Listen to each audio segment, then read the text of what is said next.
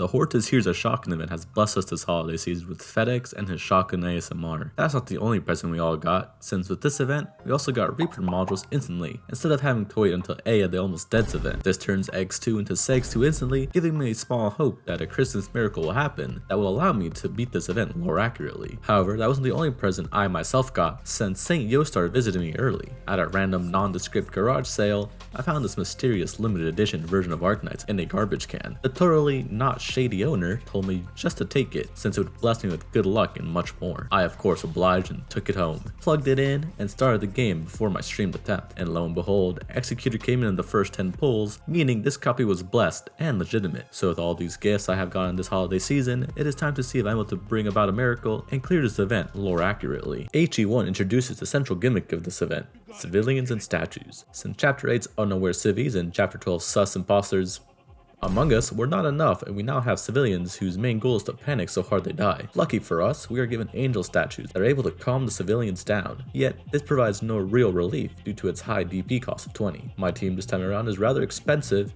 and it also comes with a shitpost to add insult to injury. DP management is the name of the game this time around, while ensuring the civilians' safety, even if most of the community wishes them to be acceptable casualties. HE introduces the invisible enemies that slow DP generation by 25% when they're on the field. This poses a big problem to my team that lacks both blockers and vanguards. I play Sniper Executor, which leaves me no DP, and my civilians panic and fall into the hole. This of course was not a mistake, but rather a calculated blood sacrifice. On my second attempt, I don't let any civilians fall into holes, but in saving their lives, I allow an invisible enemy to go across the bridge, leading me to another loss. I'm already being filtered at the second stage. On my third attempt, I set up Eggs 2 and an Insider and focus on keeping the sanity level of the civilians at the statue. This time, the stage goes as intended, with both eggs cleaning up the stage, because in this case, one egg is not enough. HE3 is an easy stage, since we only have one lane to block this time around. This stage introduces the Knife Boys that steal 1 DP after several attacks, and primarily target the statues, destroying them, which is quite an annoyance. Luckily, they do not pose much of a threat in the stage, and I get a rather smooth stage clear with Segs 2 sweeping everyone. HE4 introduces this event's big boys that steal 3 DP and recover 5 HP after several attacks, which is just pretty awesome. This stage also introduces the second gimmick of the event, that of the reverse ski ball, that are able to damage the planks, creating holes in the stage, and are also able to hurt civilians, causing them to die faster. I set up Eggs 2 in front of the blue box and let him do his thing. I used most of my DP on keeping civilians sane on the left side of the stage. Towards the end of the stage, there's a small rush that requires me to place Egg 1 to help and clean up the last few enemies. Overall, an easy stage. With that stage clear, I earned myself the generic bottom 1 character himself, Insider, which greatly improves my team's firepower, and it also allows me to bring in Spiria. He of course gets instantly promoted for being a Giga Chad. HE5 is a problem stage due to having 2 leak points, and well, I only have 1 blocker. This stage introduces the crossbowmen that are quite dangerous, since after multiple attacks, their next attack is a splash AoE that hits decently hard against my squishy snipers. Oh, and it also steals DP and destroys the statues, so that's fun. I set up FedEx facing right to make use of the extended range and to snipe the dangerous enemies that spawn in the middle. With the way FedEx is facing, he's able to deal with the crossmen that spawn on the bottom, letting them quickly destroy the statue. Unable to keep the civilian calm, he panics and falls straight down a hole. On my second attempt, I start with Insider instead of FedEx. However, these little rat boys are some quick little bastards, and Insider's unable to take one down quick enough and it leaks. I try the same thing, and somehow it doesn't work again. Truly a mystery. On my third attempt, I set up both eggs to hold the middle of the stage and it works pretty well. However, some sick fuck degenerate decided to be super hilarious to add an enemy that spawns on the right side as one of the final enemies that spawn. Even worse, Eggs 2 skill runs out before the last enemy in the middle spawns, creating an even bigger problem. On my fourth attempt, I set up my snipers on the right side to get ready for the last enemy. Things go smoothly until the end of the stage again. With all 3 units focusing, I'm able to take down one of the crossbow boys that spawn. However, with Eggs skills not lasting long enough, the crossbowman that spawns in the middle is still alive, and my units are too weak to take down a second. After 15 minutes of attempts, the only notable change to my strategy is to make use of Egg 2's talent by quickly deploying Spiria to give him +2 ammo instead of +1 upon skill activation. I finally reach a breakthrough by placing Insider on the left of the stage. His sole purpose is to take down 3 of the rats before they reach Eggs 2, which lets him have enough ammo to take down the last enemy that spawns in the middle. Unfortunately, earlier in the stage, I leaked an enemy since Eggs 1 hits too slowly to take down one speedy rat boy. There's a silver lining however. Egg 1 and Spiria are able to take down the crossbow boy on the right side, even it's reliant on Spiria RNG to stun him.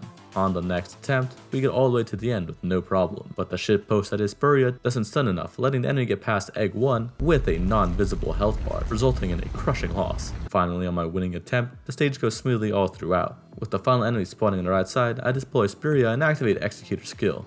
I get lucky with an early stun from Spurya, but that wouldn't be enough. I would need a second. I get lucky RNG from my blessed copy of the game with Spurya stunning then right before it walks out of Executor's range, and Spurya trades her life for the enemies. Eggs 2 on the other side cleans up the last 2 enemies. Finally, after half an hour, the walking shitpost Spurya is the key that allowed me to clear the stage, so maybe she isn't half bad. HE6 is the stage that had me the most worried in this challenge that would filter me before we even reached the boss stage. This stage sports 2 blue boxes with enemies falling out of the red box to both sides. Not only that, it also has invisible enemies, so my eggs 2 can only be placed in certain spots to block them. I open the stage with Insider taking down the rats that instantly run towards the blue box. I then set up eggs 2 on the top to block the invis enemy and use the extended skill range to damage the enemies so my other units can take them out. However, there's a big rush of enemies out of the bottom side that my Spurya is unable to take care of, creating my first roadblock. On my second attempt, I again reach the first semi-rush out of the red box. An Executor is able to take down one of them, but the thick boy is too thick and he leaks. It is also brought to my attention that another invisible enemy spawns on the bottom, which cements this into an unwinnable situation. After a few more futile attempts, something weird and inexplicable happened. It looked like something broke in my game, and upon loading up my last attempt, I curiously got access to a second X2 somehow.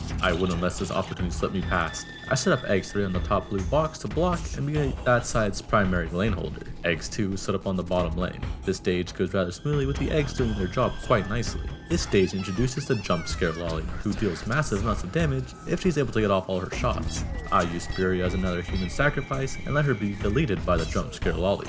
I get lucky with the jump scare lolly missing one of her shots, letting eggs 2 not perish. Insider and eggs 2 are able to take her down without any incident. Eggs 3 cleans up the last 2 enemies of the stage. I am unsure of what caused this glitch, but perhaps the civilian blood sacrifice let this miracle happen, or maybe my PC was hit by a solar flare or something. Either way, that is another stage clear. HE7 introduces the bastards that capture DP and deal arts damage. This poses quite the problem since with the DP cap, FedEx is undeployable and the bastards are quite hard to take down, and my only choices are Insider and Spurya. They are able to take one down quickly enough that the first invisible guy is blockable by Executor before he leaks. However, in this, the civilian goes panic mode and jumps to their death. Many attempts at the start result in failure due to not having enough DP for eggs 2 or the civilian falling down holes. After many failed attempts, I decide to use the insta topside plug strat to break the hole at the top of the stage so enemies will just fall to their death out of the red box. I then place both Insider and Spurya to take down one of the DP cap enemies.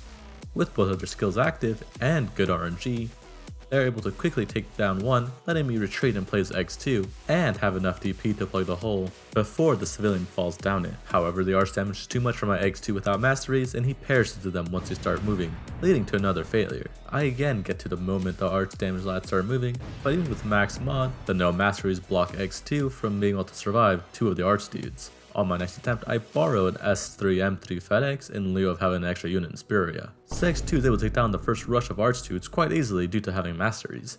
Tragedy strikes when the knife boys spawn at the end of the stage. They destroy the statues quickly, and without planks, the civilian panics and rushes to their own death, causing me to fail the stage. Did I have mentioned that I love civilians? On my next attempt, I place Insider all the way on the top, so he can deal with the knife boys that spawn. Eggs 1 is also placed to help with taking down the knife boys. Things get very tight with the statue close to destruction. I retreat eggs 1 to get enough TP for a last statue usage, and place my bets on Insider. Luckily, he gets his skill in the nick of time to take down the last enemy in time for a super tight clip. Just kidding.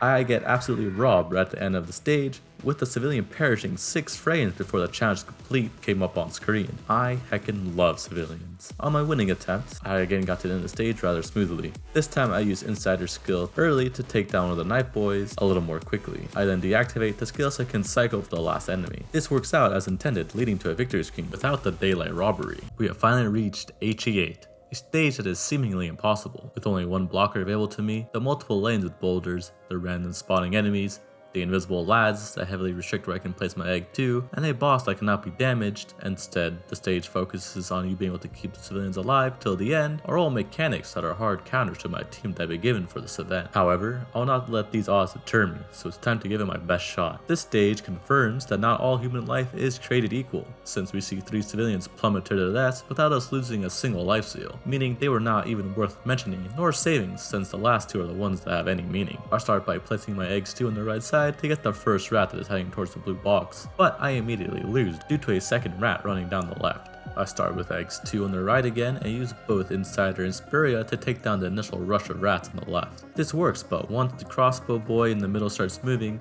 he takes Insider out and Eggs 1 is unable to deal with the left on his own. On the next attempt, I use Spiria S1 to take down the Russia Rats before she commits die, and she is replaced with Insider. I set up Eggs 1 to make a small kill box, but the crossbowmen are too tanky, and the combined might of the two Angel with guns are not enough to take them down. Spiria, unsurprisingly, is not able to salvage the run, and I am greeted with another mission failure screen. It would seem that I have been gated out of a victory, with no story shenanigans able to help me this time around. It seems I will receive my first true well.